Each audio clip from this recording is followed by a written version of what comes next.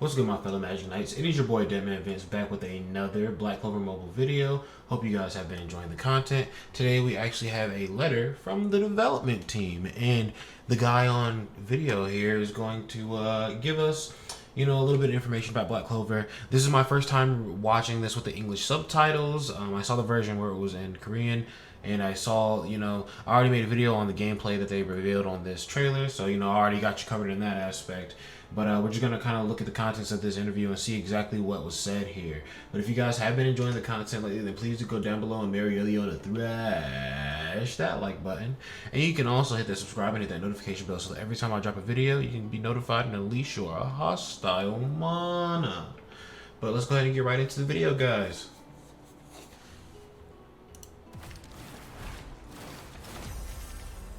Black Clover Mobile, clearly.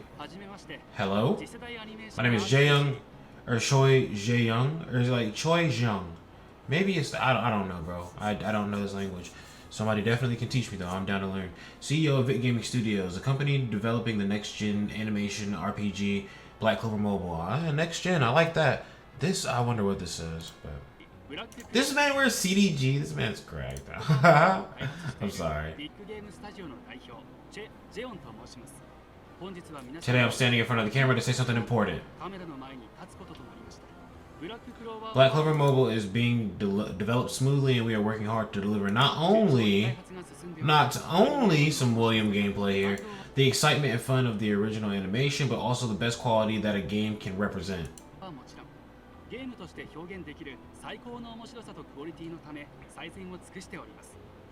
We're currently in the final stretch, and I'll look forward to showing it all to all users soon.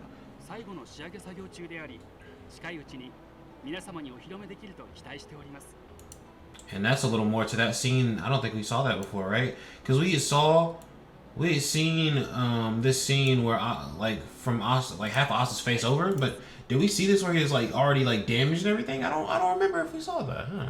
I know that we've seen this screenshot before, but I don't remember if it showed Asta's arm over here. Previously, Black Clover Mobile was being developed to launch in 2022. See, I was watching this earlier while I was at work, and I actually saw 2022 in here, and then I saw 2023. I was like, oh, okay. He's probably talking about how it's supposed to be dropped here, and it's now dropping here. So yeah, it makes sense. Yeah.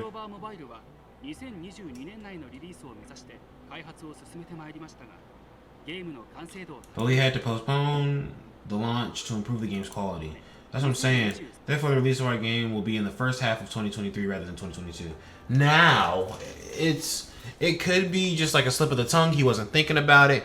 But what I'm thinking is, just because he said it's in the first half of 2023, I don't think it'll be in Q2 of next year, simply due to the fact that if they wait for the movie to release and don't release the game, I feel like they're going to miss a very huge opportunity to have a very hype celebration, kind of helping the life of the game from that initial jump. Just an initial, collab where they incorporate the Wizard King into the game. And obviously this all lines up, right? It's not like the movie was announced and Black Clover Mobile was announced at the same time. Not to say that they were both, thought of together, but they could have been thought of on separate occasions, but now it seems like they're trying to intertwine them into something a little bigger, right? So I feel like the game is still going to be dropping in Q1, even though he said the first half. Like I said, it could have just been kind of like a slip of the tongue.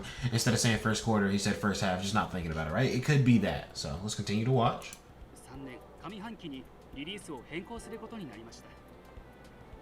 Not only that, we're preparing to share development updates in various ways with you. Oh, okay, we like that. More communication, he's saying.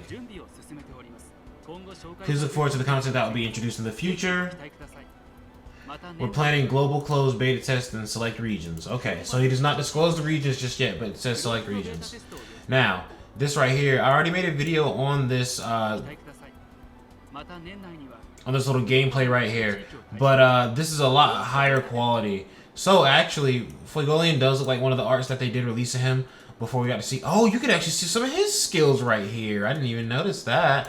But there was like an extra art that they had released before they had released Fuegolian's like full kind of character animations, and I made speculations that was a card art. We don't know just yet because we don't know how his character is going to look inside of the character cycle menu. And now that I see this, This is showing that little infinity thing, just like Yami's was as well. I'm really curious as to what that could be. But you can see right here that it possibly is a speed-based type of like turn-based kind of system. Because you see up here it says wave 1 and 3, well, 1 of 3 right here. You can see buffs, you can see debuffs right here. That's the typing right there. I'm going to let it play a little bit more and you'll be able to see that it actually shows you who Yami is weak to and who Yami is strong against. And it seems that you can just kind of switch through characters. Maybe you actually choose specific skills from a specific character and you don't go through every single character every turn. This looks like, oh, this is definitely Soul Lydia, bro. Oh, and it tells you. So single target AoE right here. I didn't even notice that right there. But yeah, let's just let him finish talking shit. I'm just chopping it up and everything. We're planning a global closed beta test. This looks so good though. As these tests are conducted to validate server stability, they are unfortunately conducted in specific global areas first, and this comes a little later. So was that a buff? Was that a proc from a buff activating right there, or is that just the name of the move? It's probably just the name of the move there. Yeah, okay. I'm sorry. There we go.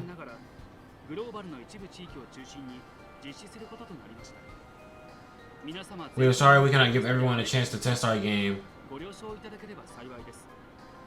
Today, even at this time, we're still working hard on development to give you the best experience possible. Giving us a little tour of the studios here. We'll see you again with more updates shortly. We'll see you. Oh, I just read that. Thank you. Thank you, Choi Jung.